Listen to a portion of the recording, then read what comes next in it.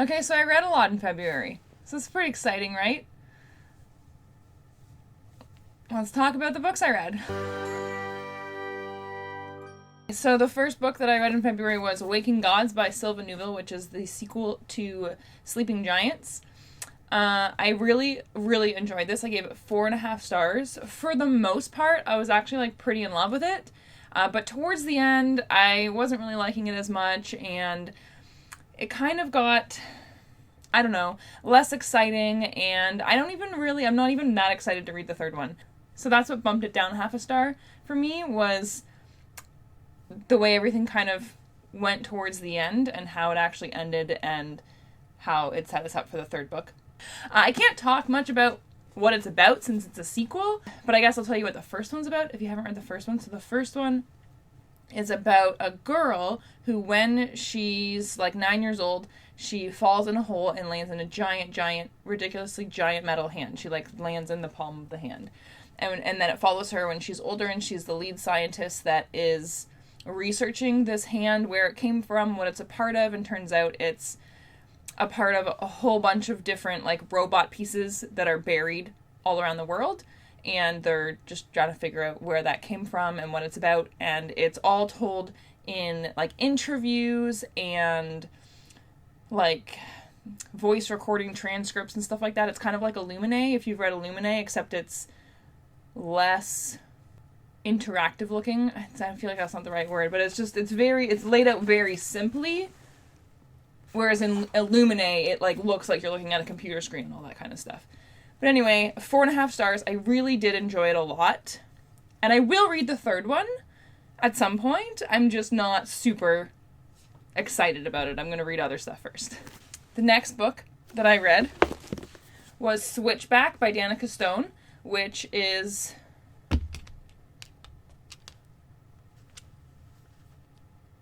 Hi.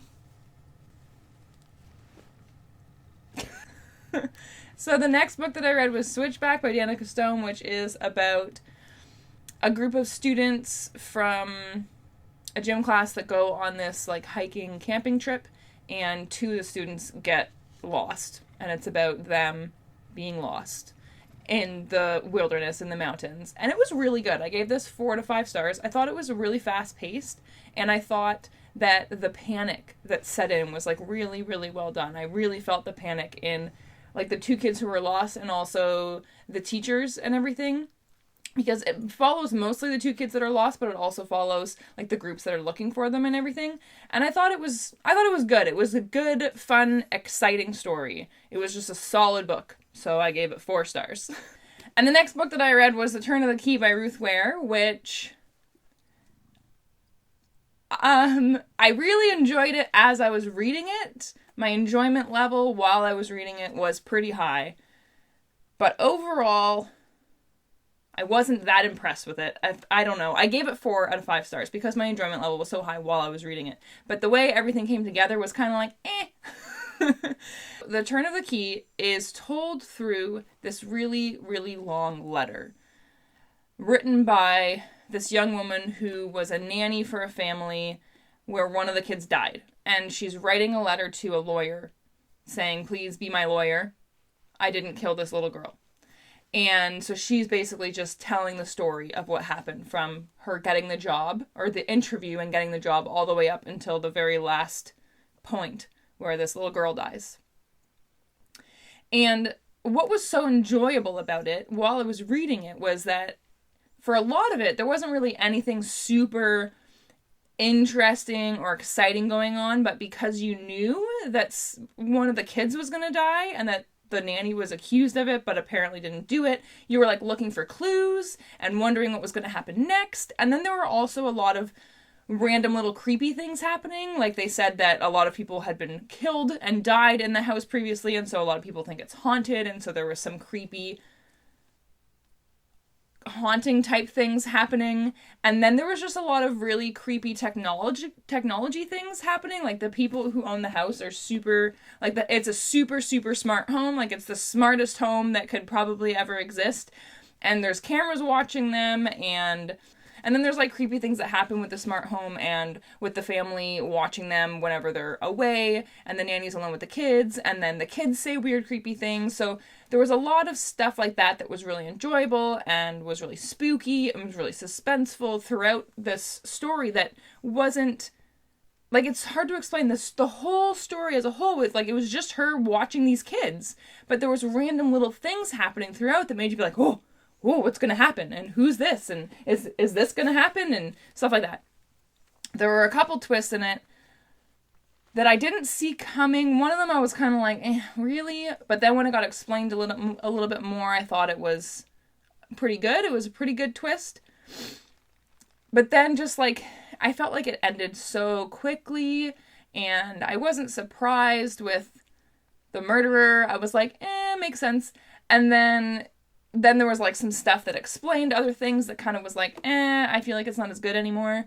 And so I was just kind of like, when I finished reading it. It was really weird to really, really, really enjoy this, and then in the last chunk just be like, And then I read Pumpkinheads by Rainbow Rowell and Faith Erin Hicks, which I loved. I gave this 5 out of 5 stars. I adored this. This was fracking adorable. I cannot handle it. It is the cutest, one of the cutest graphic novels I've ever read.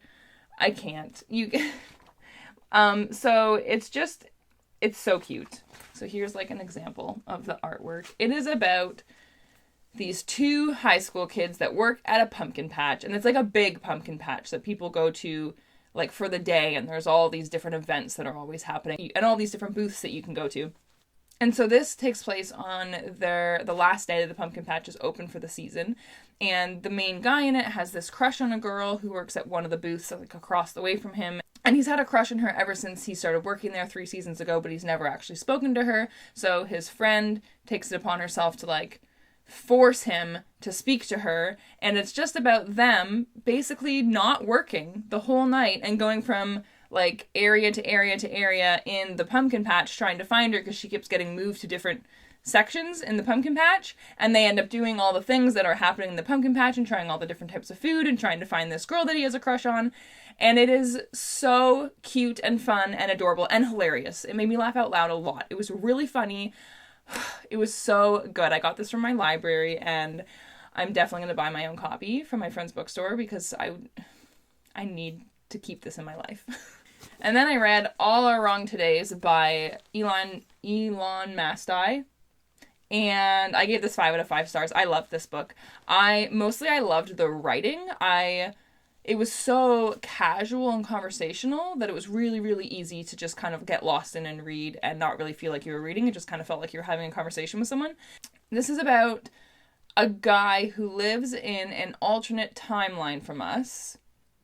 And it's basically like, it's super futuristic. It's not in the future. It's still the present day, but where he lives in his dimension, everything is completely different, and it's super, super high tech. And he ends up being the first person to time travel, and he really screws it up. And when he goes back to his present day, it's our present day. He's in our timeline, and he's like, oh no, I have ruined everyone's lives. This is not what the world is supposed to be like.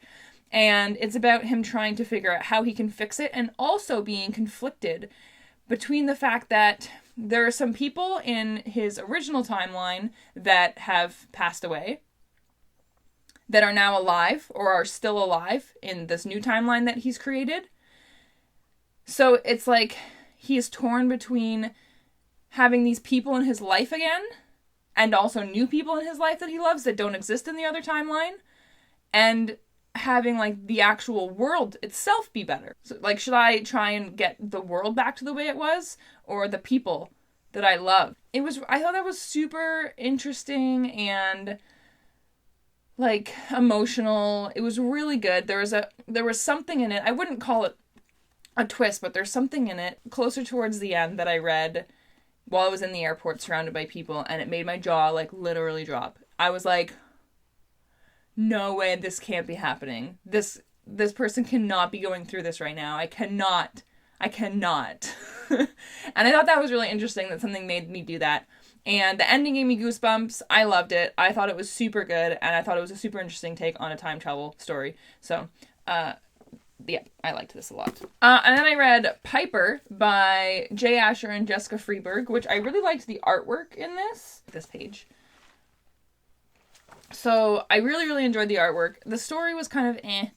I felt like it was supposed to be creepy, and it was not. And I felt like the story wrapped up really, really, really, really quickly. It had a lot of build-up towards the main event, and the main event happened at the very, very end, and then it was over. So it was fine. Like, I didn't dislike it, but it wasn't, like, the best. So I gave this 3 out of 5 stars. It was fine. I also started reading The Girl Who Could Move Shit With Her Mind by Jackson Ford. I started reading it mostly at the airport, and I got about 100 pages in, and I'm not really enjoying it that much, to be honest. It was funny, too, because Amber, my friend Amber, really wanted me to read this, and she said that she would feel bad if I didn't like it, which is funny because I'm the one who bought it. She just wanted me to add this to my February TBR. So it's, like, it has nothing, like, it's not her fault. I'm the one who picked it up at the bookstore and thought it sounded good. It had a very promising first chapter. I might just keep the bookmark in it and pick it up at a later date, but I don't think I'm going to try continuing to read it right now. Like, I mostly was just reading it because I didn't have anything else to read. Like, it was the only book with me, and I was in the airport. And also, I was reading it when I went to school with her as well, and I basically was just reading it because there was nothing else to do. So, yeah, anyway, it's about someone with telekinesis. But, yeah, I might try to pick it up a little bit later, read maybe 30 more pages, and see if I want to continue reading it. But for now, I think I'm going to put it aside. But I did read about 100 pages of it. And then I read Louisa Now and Then by Carol Morrill and adapted by Mariko Tamaki. It was originally in French, and it takes place in Paris. And this is about a girl who accidentally travels to the future. She's 15, and she meets her 33-year-old self. And there's a lot about, like, discovering yourself and accepting yourself for who you are and where you are in your life, and understanding that you don't always get what you want in life, and that's okay too, and stuff. Like, there's a lot about, like, the 15-year-old is really upset with where the 33-year-old is in her life, and she's like, how are you only here? Like, I thought that we would be farther in life by then. So there's a lot of that kind of stuff in it, which really spoke to me. And I really liked the artwork in it. I didn't love it or anything, but I did enjoy it. I gave this 3.5 out of 5 stars. Woo. Pretty good. I really liked the artwork. So those are all the books that I read in February. And my next video will be all the books that I want to read in March, so stay tuned for that. Have a good day, guys. Bye.